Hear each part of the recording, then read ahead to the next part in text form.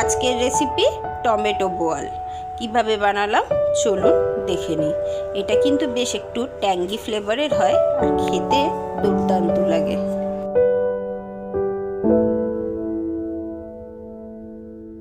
প্রথমেই আমি বোয়াল মাছটাকে ম্যারিনেট করব। তার জন্য পরিমাণ মতো লবণ আর পরিমাণ মতো হলুদ দিয়ে ভালো করে মাখিয়ে কিছুক্ষণের জন্য রেখে দেবো।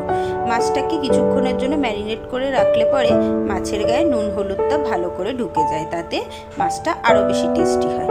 একটুখানি সর্ষের তেল দিলাম, কারণ বোয়াল মাছ ফাটে আমরা সবাই জানি। সর্ষের তেলটা দিলে মাছটা একটু কম ফাটে।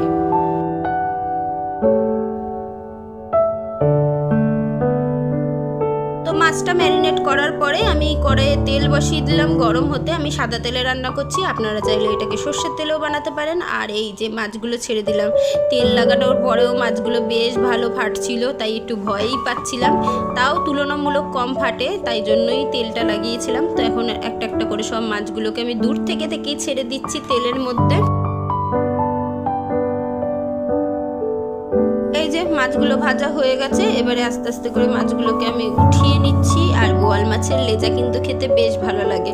আপনারা কে কে বোয়াল মাছের লেজা খেতে ভালোবাসেন অবশ্যই কমেন্টে জানাবেন। আর এবারে ওই তেলের মধ্যেই সামান্য আরেকটু তেল দিয়ে একটু কালো জিরা ফোড়নে দিয়ে দিলাম। আর এখানটা মশলার মধ্যে আমি টমেটো আর আদা রসুনের পেস্ট বেটে রেখেছিলাম, সেটাকেই দিয়ে দিলাম। এই যে আদা রসুনের পেস্ট, আর ওটাই শুধু টমেটো আর কাঁচা লঙ্কা ছিল, সেটাকে দিয়ে ভালো করে নাড়াচাড়া করে নিলাম।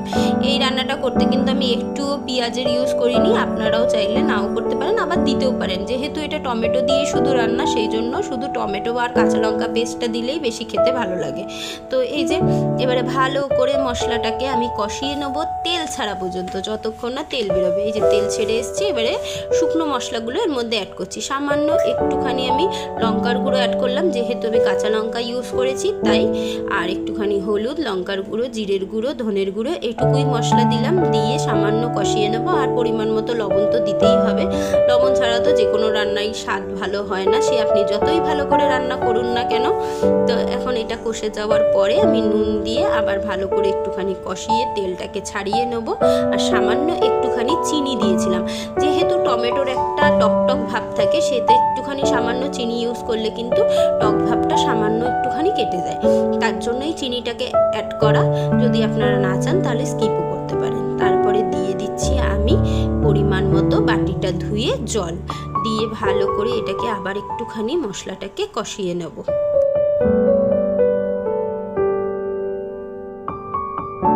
ঝোল ফুটে যাওয়ার সঙ্গে সঙ্গে আমি মাছগুলোকে একটা একটা করে ছেড়ে নিচ্ছি। এবারে ঝোলের সঙ্গে ভালো করে ফুটিয়ে নিব।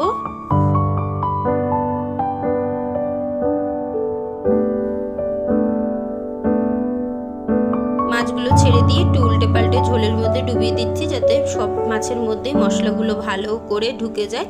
আর সামান্য 5 থেকে 10 মিনিটের জন্য আমি এটাকে একটু ঢাকনা চাপা দিয়ে রাখবো। এই যে তেল ছেড়ে এসছে, ঝোল কিন্তু বেশি করলে পরে এটা খুব একটা খেতে ভালো লাগবে না।